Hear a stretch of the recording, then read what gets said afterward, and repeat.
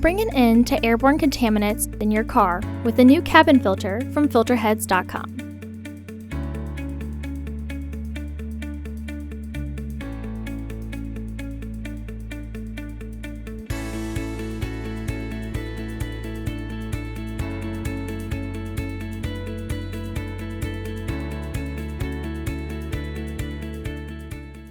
The cabin filter is located on the passenger side of the vehicle, behind the glove box. Open the glove box.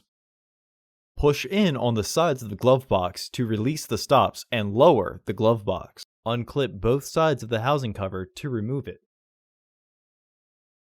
Remove the old filter from the frame.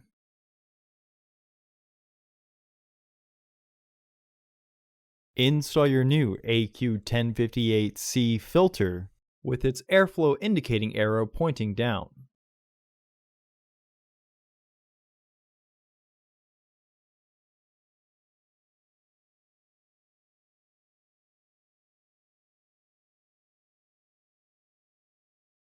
Reinstall the frame into the housing to clip it into place. Partially close the glove box to re-engage the stops. Close the glove box. Visit our website to order your filter to ensure that it fits.